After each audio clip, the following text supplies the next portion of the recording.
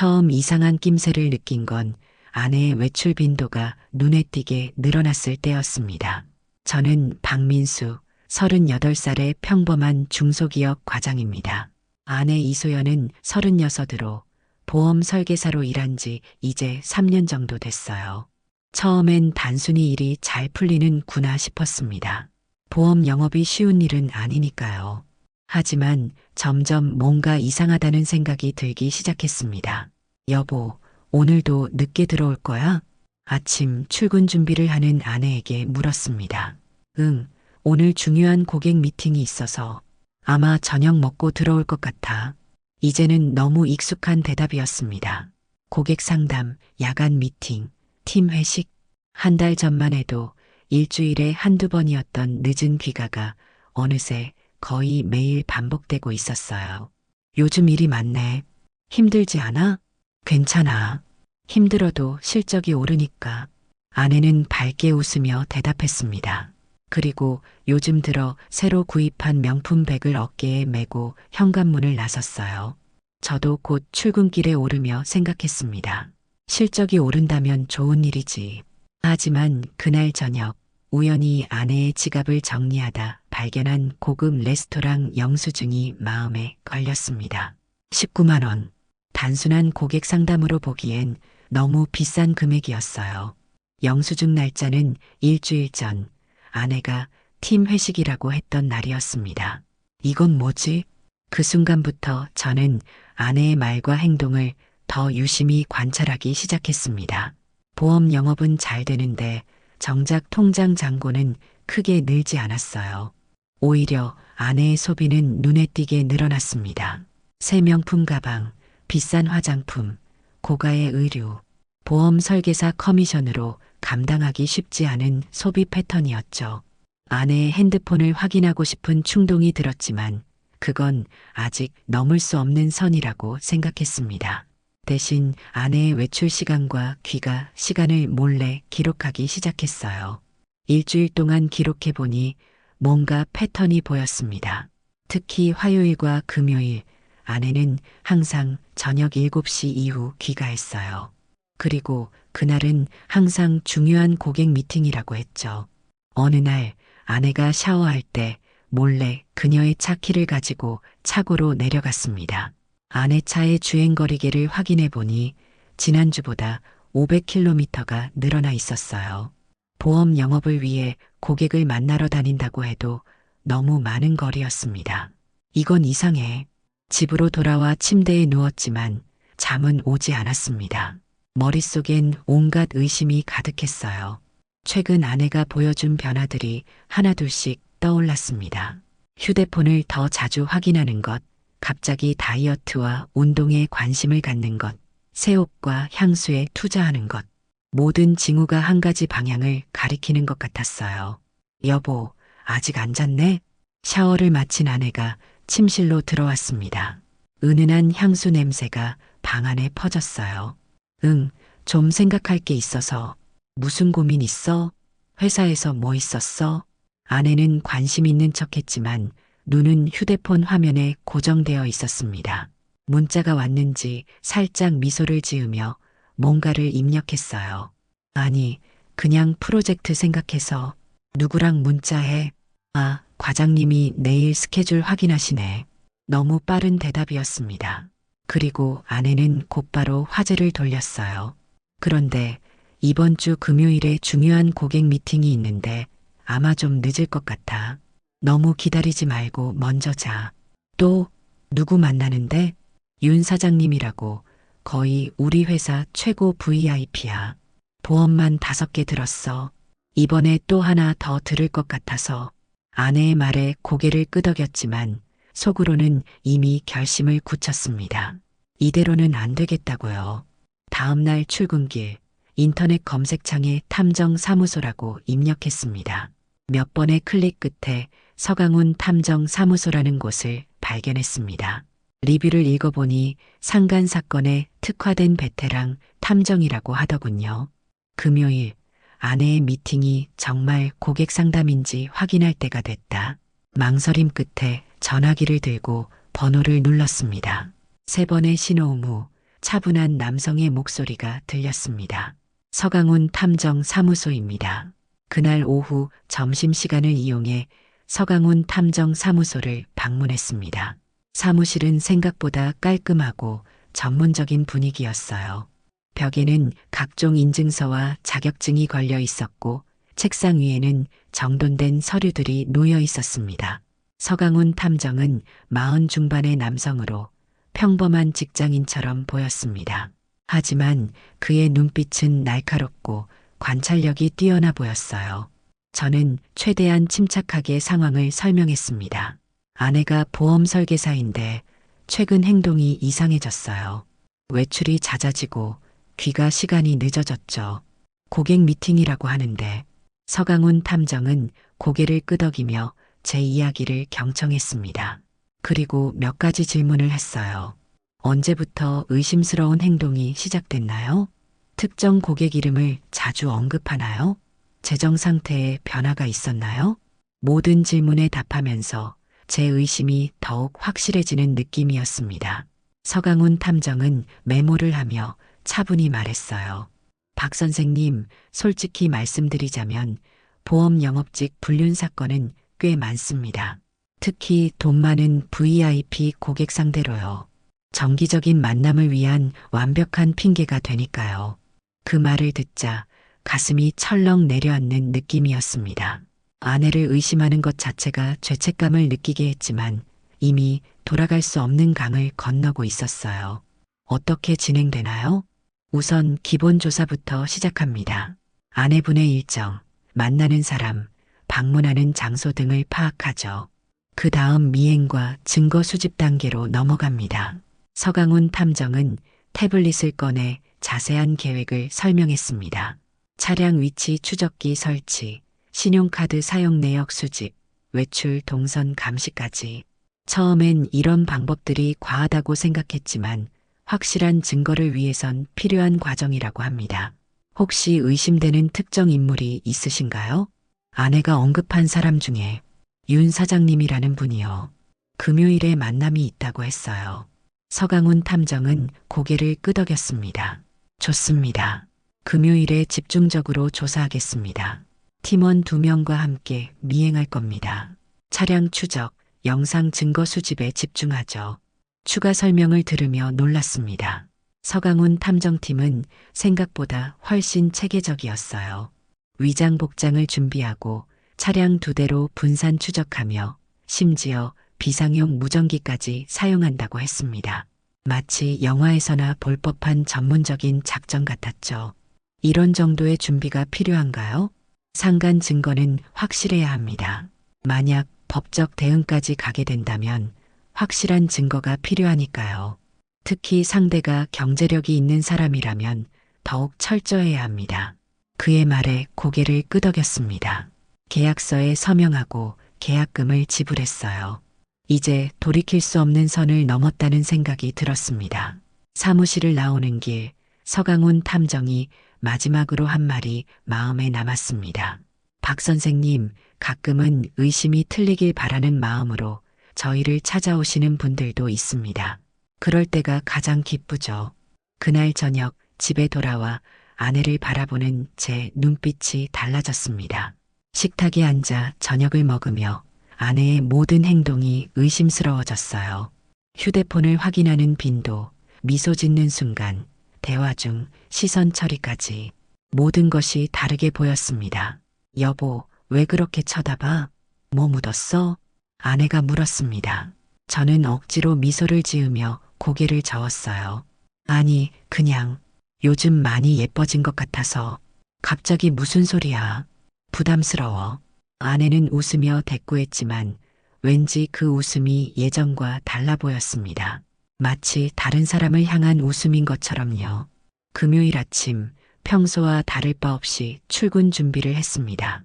아내도 여느 때처럼 분주히 움직였어요. 그런데 평소보다 더 신경을 쓴 듯한 모습이 눈에 띄었습니다. 새로 산 원피스에 은은한 향수 냄새가 방 안에 퍼졌어요. 오늘 중요한 미팅이니? 무심한 척 물었습니다. 아내는 거울 앞에서 머리를 만지며 대답했어요. 응, 윤 사장님이랑 이번에 큰 계약이 성사되면 우리 팀에서 탑 실적이 될 것 같아. 그래, 정말 대단하네. 고생해. 목소리를 담담하게 유지하려 노력했지만 가슴은 이미 쿵쾅거리고 있었습니다. 오늘 모든 진실이 밝혀질 테니까요. 아내가 출근한 후 저도 곧장 회사로 향했습니다. 하지만 제 마음은 이미 다른 곳에 가 있었어요. 오후 3시 같이 일하는 동료에게 몸이 안 좋다고 말하고 조퇴했습니다. 서강훈 탐정과 약속한 장소로 향했어요. 박 선생님, 이쪽입니다. 서강훈 탐정은 평범한 승합차 안에 장비를 갖추고 있었습니다. 모니터 여러 대와 카메라, 무전기 등이 설치되어 있었어요. 마치 영화 속 장면 같았습니다. 현재 아내분은 사무실에 계십니다. 오후 5시에 미팅이 잡혀 있고 그 후 동선을 추적할 겁니다. 서강훈 탐정은 태블릿을 보여주며 설명했습니다. 화면에는 아내의 사무실 위치와 예상 이동 경로가 표시되어 있었어요. 또한 윤기석이라는 인물에 대한 정보도 있었습니다. 윤기석 씨는 사업가입니다.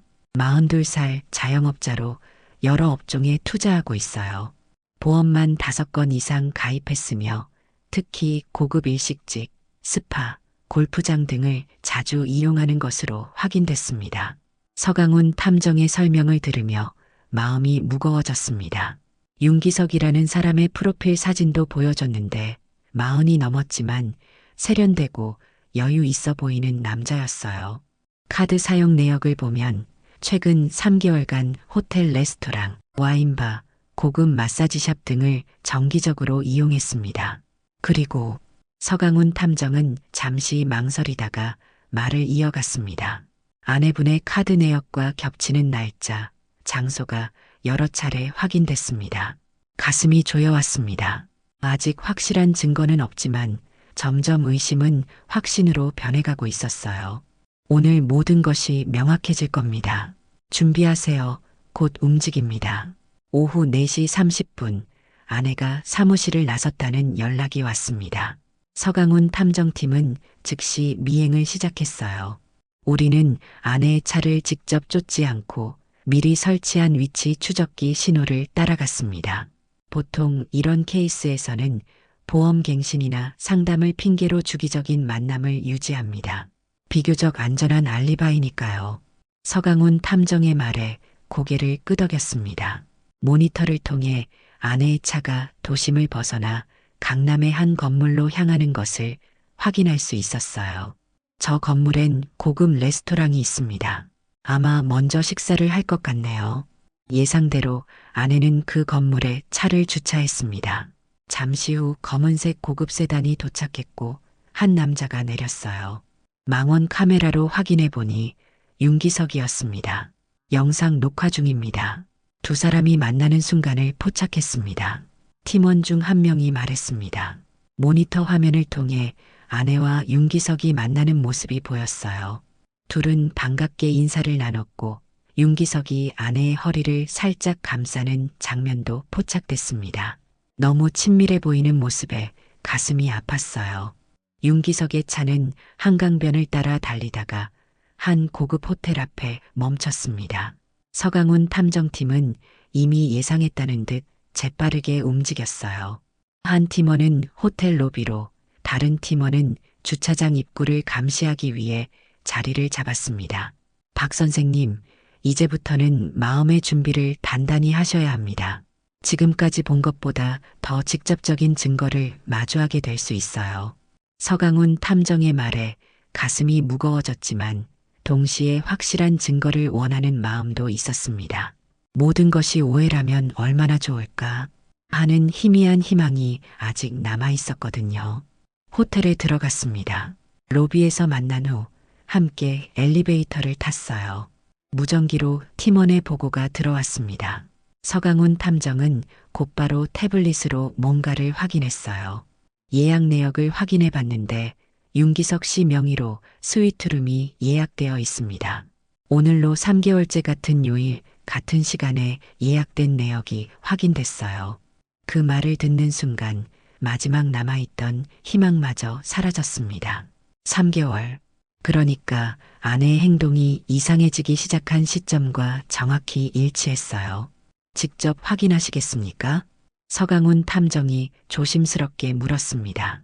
잠시 고민했지만 이미 여기까지 온 이상 끝까지 가보기로 했어요. 네, 직접 보고 싶습니다. 우리는 호텔로 향했습니다. 서강훈 탐정은 미리 준비한 듯 호텔 직원 복장을 했고 저에게도 모자와 마스크를 건넸어요.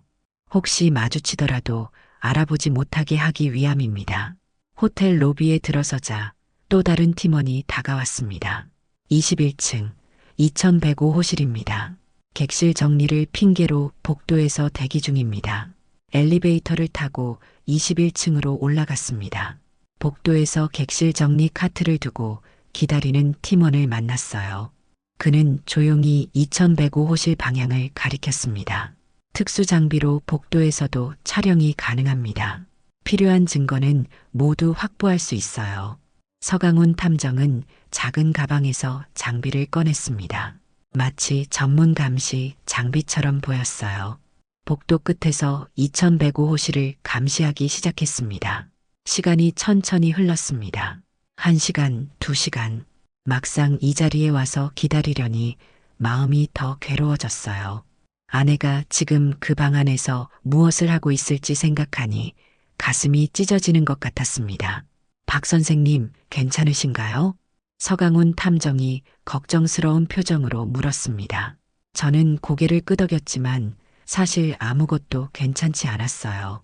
필요한 증거는 이미 충분합니다. 방금 호텔 시스템에서 예약 내역을 추가로 확인했고 CCTV 영상도 확보했어요. 굳이 여기서 더 기다리실 필요는 없습니다.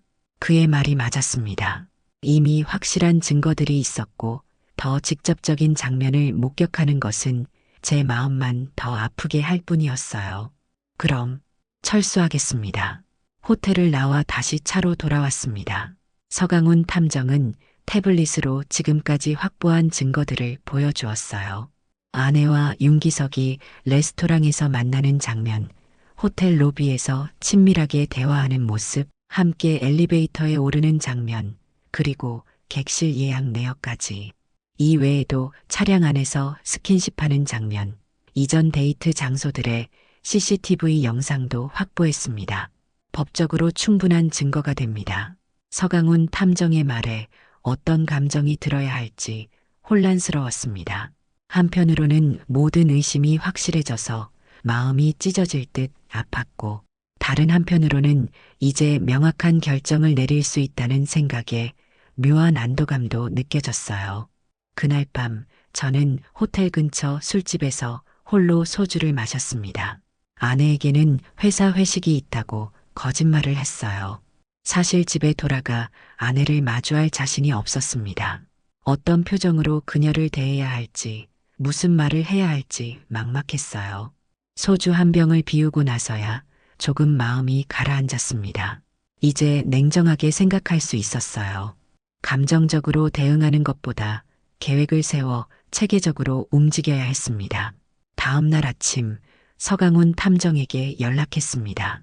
어떻게 진행하는 것이 좋을까요? 박 선생님, 이 정도 증거라면 상간소송이 가능합니다. 위자료 청구도 가능하고요. 적절한 법적 대응을 위해 변호사를 소개해 드릴 수 있습니다. 서강훈 탐정의 조언에 따라 그날 오후 변호사 사무실을 방문했습니다. 김준호 변호사는 상간소송 전문가였어요. 그는 제가 가져간 증거들을 꼼꼼히 검토했습니다. 증거가 상당히 확실하네요. 상간 행위에 대한 명백한 증거가 있으니 소송을 진행하는데 문제 없을 겁니다. 위자료는 얼마나 청구할 수 있나요? 상황에 따라 다르지만 이 정도면 5천만 원 정도는 충분히 가능합니다. 상대방의 경제력이 좋다면 더 높게 청구할 수도 있고요. 변호사의 말에 잠시 생각에 잠겼습니다. 돈이 목적은 아니었지만 배신당한 마음을 생각하면 가능한 한 강하게 대응하고 싶었어요. 윤기석이라는 사람의 경제 상황은 어떻게 알 수 있을까요? 재산 조회를 신청할 수 있습니다. 자영업자라고 하셨으니 사업체 정보도 확인해 볼 필요가 있겠네요. 김준호 변호사는 소송 절차와 필요한 서류들을 자세히 설명해 주었습니다. 그리고 상간 소송을 준비하는 동안 아내와의 관계를 어떻게 유지할지에 대한 조언도 해 주었어요. 아직 상대방이 의심할 만한 행동은 하지 않는 것이 좋습니다. 소송 준비가 완료될 때까지 평소와 같이 지내세요. 그래야 증거인멸이나 재산 은닉의 가능성을 줄일 수 있습니다. 변호사의 조언대로 저는 일주일간 아내와 평소처럼 지냈습니다. 마치 아무것도 모르는 척 일상을 유지했어요. 하지만 함께 식사를 하고 대화를 나누고 같은 침대에서 자는 것이 고문처럼 느껴졌습니다. 매 순간 아내와 윤기석의 모습이 떠올라 가슴이 조여왔어요. 한편으로는 아내의 휴대폰 내용을 확인하고 싶은 충동이 들었습니다. 그동안의 대화 내용, 사진, 만남의 흔적들 모두 확인하고 싶었어요. 하지만 변호사의 조언대로 의심할 만한 행동은 하지 않기로 했습니다. 일주일 후 모든 준비가 완료되었습니다. 윤기석의 재산 상황도 조사되었고 추가 증거도 확보했어요. 이제 소송을 제기할 시간이었습니다. 그날 저녁 아내에게 말했습니다. 소연아, 우리 이야기 좀 할까? 아내는 평소와 다름없이 미소를 지었습니다. 그래, 무슨 일이야? 나 다 알아. 너와 윤기석 사이의 일. 아내의 얼굴에서 순간 혈색이 사라졌습니다. 그녀의 눈이 커지며 당혹감이 역력했어요. 무슨 소리야? 윤 사장님은 그냥 고객이야. 거짓말 그만해. 모든 증거가 있어. 호텔 출입 기록, CCTV 영상, 예약 내역까지. 아내는 잠시 말을 잃었다가 곧 눈물을 글썽이며 말했어요. 미안해. 정말 미안해. 그냥 일시적인 감정이었어. 끝내려고 했었는데 3개월 동안 매주 만났잖아. 그게 일시적인 감정이야? 아내는 대답하지 못했습니다. 그저 훌쩍이며 울 뿐이었어요. 나는 내일 상간 소송을 제기할 거야. 너와 윤기석을 상대로. 뭐? 소송이라고? 제발, 우리 대화로 해결하자. 다시 시작할 수 있어. 이미 늦었어. 내일 변호사가 연락할 거야. 그리고 너는 오늘부터 별방을 써. 아내는 충격받은 표정으로 저를 바라보았습니다. 아마 제가 이렇게까지 결단력 있게 나올 거라고는 예상하지 못했던 것 같아요. 감정적으로 대응하거나 용서를 구할 거라 생각했겠지만 제 마음은 이미 굳어져 있었습니다. 다음 날 아침 김준호 변호사를 통해 정식으로 상간 소송을 제기했습니다. 소장과 함께 모든 증거 자료를 제출했어요. 그리고 윤기석의 재산 중 일부에 대한 가압류 신청도 함께 했습니다. 소송은 진행되는 동안 상대방의 재산을 은닉할 가능성이 있어 가압류를 하는 게 일반적입니다. 윤기석 씨의 계좌와 부동산 일부를 가압류했어요. 김준호 변호사가 설명했습니다. 저는 고개를 끄덕이며 듣고 있었어요. 위자료는 5천만 원으로 청구했습니다. 상대방의 경제력을 고려했을 때 적절한 금액이라 판단했어요. 소송이 진행되면서 조정될 수도 있지만 증거가 확실하니 상당 부분 인정받을 수 있을 겁니다. 아내와의 이혼 절차는 어떻게 진행되나요? 상간 소송과 별개로 진행됩니다. 이혼 소송을 원하신다면 그것도 준비할 수 있어요. 유책 배우자로서 아내분에게 재산 분할이나 위자료 청구권이 제한될 가능성이 높습니다. 모든 절차를 시작하니 이상하게도 마음이 조금 가벼워졌습니다. 아직 고통스럽고 슬펐지만 적어도 정당한 법적 절차를 통해 문제를 해결하고 있다는 사실이 위안이 됐어요. 그날 오후 아내에게서 여러 번 전화가 왔지만 받지 않았습니다. 문자 메시지도 수십 통 왔어요. 용서를 구하는 내용, 다시 시작하자는 제안, 심지어 윤기석과 완전히 끊었다는 말까지. 하지만 이미 늦었다고 생각했습니다. 이틀 후 윤기석에게서도 연락이 왔습니다. 박민수 씨 만나서 대화할 수 있을까요? 이 문제를 원만하게 해결했으면 합니다. 윤기석의 목소리는 당황스러움과 두려움이 섞여 있었어요. 아마도 소송 통지를 받고 놀란 모양이었습니다. 할 말은 법정에서 하세요. 단호하게 대답한 후 전화를 끊었습니다. 바로 김준호 변호사에게 연락해 상대방의 접촉 시도가 있었음을 알렸어요. 예상된 반응입니다. 앞으로도 직접적인 대화는 피하시고 모든 연락은 변호사를 통해 하는 것이 좋습니다. 일주일이 지나자 상황이 빠르게 변하기 시작했습니다. 윤기석이 운영하는 사업체에 소문이 퍼지기 시작했어요. 아마도 직원들이나 지인들 사이에서 상간 소송 이야기가 새어나간 모양이었습니다. 그의 사업 이미지에 타격이 갔다는 소식이 들려왔어요. 아내도 회사에서 곤란한 상황에 처했다고 했습니다. 보험 설계사로서 고객의 신뢰가 중요한데 이런 개인적인 문제가 알려지면서 고객들이 이탈하기 시작했다는 거였죠. 그녀는 계속해서 저에게 연락을 시도했지만 저는 대화를 거부했어요. 그러던 중 서강훈 탐정에게서 연락이 왔습니다. 박 선생님, 윤기석 씨가 요즘 급하게 재산을 정리하는 것 같습니다. 일부 부동산을 매각하려는 움직임이 포착됐어요. 가압류된 재산 아닌가요? 전부는 아닙니다. 가압류 외에 재산도 있으니까요. 변호사님께 알려 추가 조치를 취하는 것이 좋겠습니다. 서강훈 탐정의 정보는 정확했습니다. 김준호 변호사를 통해 확인해 보니 윤기석이 급하게 자금을 마련하려는 움직임이 있었어요. 우리는 추가 가압류 신청을 했고 소송 과정에서 재산 은닉 시도가 있었음을 법원에 알렸습니다. 이런 과정에서 윤기석의 아내도 상황을 알게 되었다는 소식이 들려왔어요. 그의 가정도 흔들리기 시작했다는 것이었죠. 모든 것이 빠르게 무너져 내리고 있었습니다. 소송이 본격적으로 진행되면서 윤기석과 아내 이소연의 삶은 크게 흔들리기 시작했습니다. 윤기석은 사업 파트너들로부터 신뢰를 잃었고 몇몇 계약이 취소되었다는 소식이 들렸어요. 그의 아내는 이혼 소송을 제기했다고 합니다. 아내 이소연도 회사에서 어려움을 겪고 있었습니다.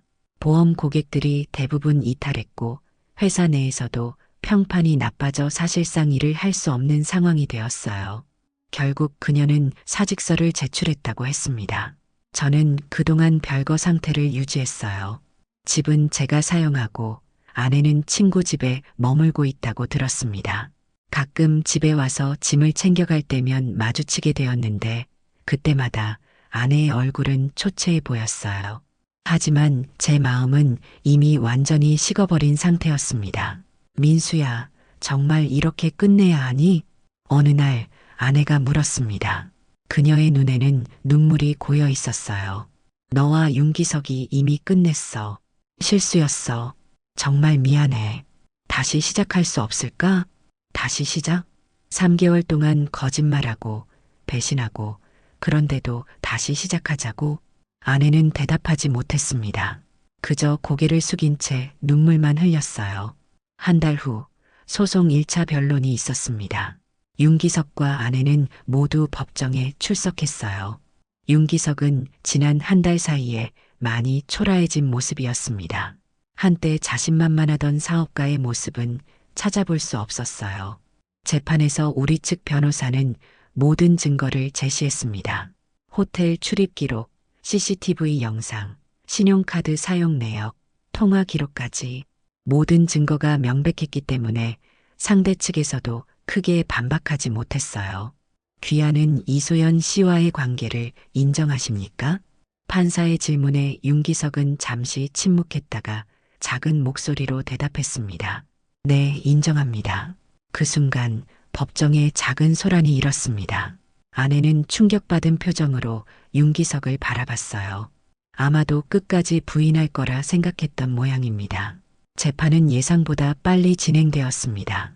증거가 명백했고 상대방도 사실관계를 인정했기 때문이었죠.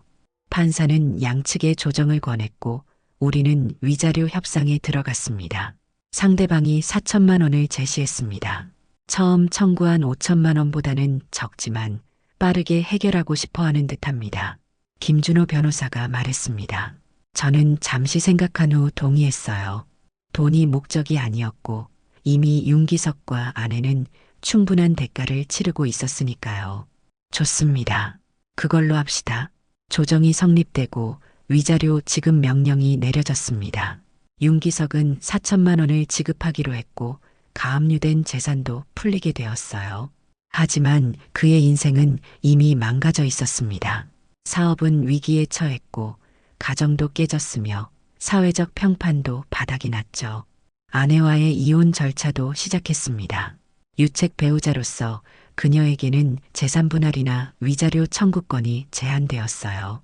집과 대부분의 공동 재산은 제가 갖게 되었습니다. 아내는 이의를 제기하지 않았어요. 모든 것이 자신의 잘못임을 인정한 듯 했습니다. 이제 끝났네요. 김준호 변호사가 마지막 서류에 서명하며 말했습니다. 저는 고개를 끄덕였어요. 네, 끝났습니다. 모든 법적 절차가 마무리되었습니다. 하지만 마음속 상처는 아직 남아 있었어요.